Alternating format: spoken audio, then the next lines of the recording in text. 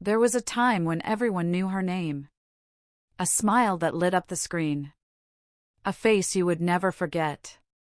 But now, she lives quietly, away from the spotlight, alone in a beautiful house that few people have ever seen.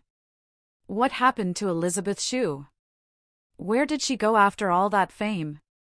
And why does she now live alone? Stay with us until the end, because her story is not just about movies. It is about choices, loss, family, and peace. Let us go back. Elisabeth Shue was one of the most loved stars of the 1980s and 1990s. She was not just famous, people truly admired her. She looked friendly and kind, and in every role she played, she made the character feel real. Her big moment came when she starred in The Karate Kid in 1984. She played Ollie, Daniel's girlfriend, and suddenly, she was everywhere. Then came Back to the Future Part 2 and Part 3. She replaced Claudia Wells as Jennifer and appeared alongside Michael J. Fox. That role made her even more popular. And who can forget Adventures in Babysitting? She was funny, brave, and full of energy. It became a classic. Elisabeth had a way of making the audience feel connected to her. She did not seem like just another Hollywood star. She felt like someone you could talk to. But Elisabeth was not just about fun roles. In the year 1995, she surprised everyone with her performance in Leaving Las Vegas with Nicolas Cage. She played a tough and emotional role, a woman struggling in a dark world. It was raw. It was real. And it got her nominated for an Academy Award. From action movies to serious films, Elisabeth showed she could do anything. So, why did she slowly step away? That is where the story changes. Elisabeth never truly chased fame.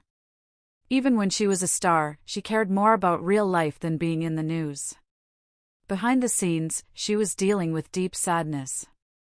Her older brother, William, died in a tragic accident in the year 1988. He was only 26. Elisabeth was heartbroken. William had been her best friend, her guide. That moment changed her forever. Instead of pushing herself further into the spotlight, she turned to her family. She focused on her loved ones. She even went back to Harvard University, where she had paused her studies for acting. She finished her degree and showed the world that learning never ends.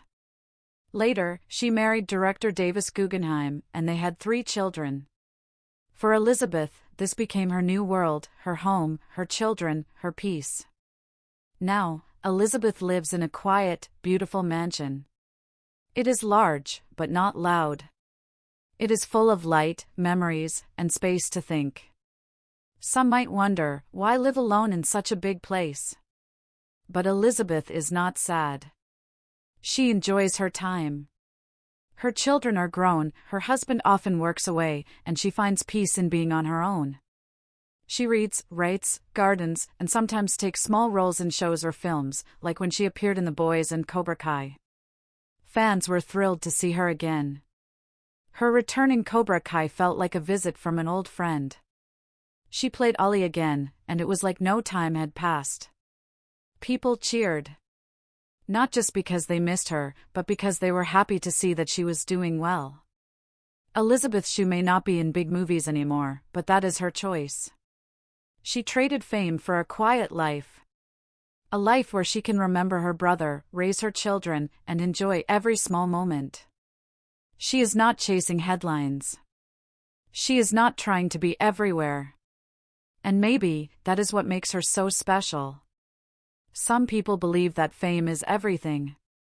But for Elisabeth Shue, real life was always more important. She was once the girl next door, then the big Hollywood star, and now, she is someone who found calm in her own world. Living alone does not mean being lonely. Sometimes, it means being free. Thank you for watching. If you enjoyed this story, hit the like button and let us know in the comments, which Elisabeth Shue role do you remember best?